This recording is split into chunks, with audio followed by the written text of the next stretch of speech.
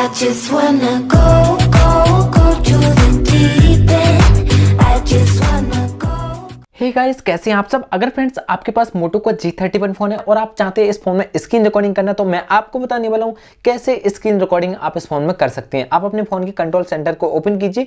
इसके बाद आपको साइड करना है कुछ इस तरीके से। यहाँ पे आपको देखने को मिलेगा स्क्रीन रिकॉर्डर, तो सिंपल आपको टैप एंड होल्ड करके रखना है। तो यहाँ पे पहले तो मैं बता दूं आपको इस फोन में क्या क्या सेटिंग मिल जाती है स्क्रीन रिकॉर्डिंग। तो यहाँ पे आप क्लिक कीजिए, तो यहाँ पे देख सकते हैं दो टाइप से आप स्क्रीन की जो व्यूज होता है उसको सेलेक्ट कर सकते हैं, जैसे कि स्मॉल और लार्ज। इस पर सेलेक्ट करके अपनी मर्जी चाहे उसको रख सकते हैं, और जो वीडियो का रेजोल्यूशन रहने वाला है उसको आप क्या रखना चाहते हैं उसको यहाँ पे सेलेक्ट कर सकते हैं। जस्ट नीचे आपको देखने को मिल जाएगा स्क्रीन रिकॉर्डिंग लिमिट, इसको भी सेट कर सकते हैं, ये जैसे कि 5 मिनट, 10 मिनट या फिर 30 मिनट, ये सब आपको सिलेक्शन देखने को मिल जाता है।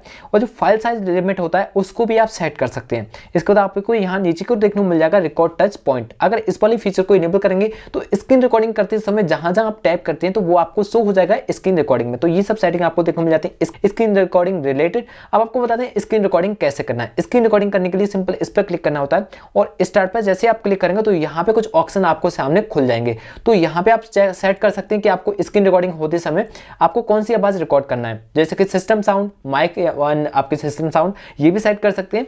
ये सब फीचर देखने को मिल जाते हैं। इसी के साथ पेन का आइकन भी देखने को मिल जाता है। स्क्रीन रिकॉर्डिंग करते समय आप किसी जगह शो कराना चाहते हैं तो स्क्रीन रिकॉर्डिंग होते समय आपको ये भी शो हो जाएगा, और बीच में ही आप इसकी जो आवाज होती है उसको चेंज कर सकते हैं। अब जैसे कि सिस्टम में आवाज जो भी आती होगी वो रिकॉर्ड हो जाएगी। आप चाहते हैं वो बाहरी जो बोलते हैं उसको भी रिकॉर्ड कराना है तो वो भी उसको सेट कर सकते हैं। बीच में से आप कैमरे को ओपन करा सकते हैं, ये काफी अच्छा फीचर है इस फोन के अंदर।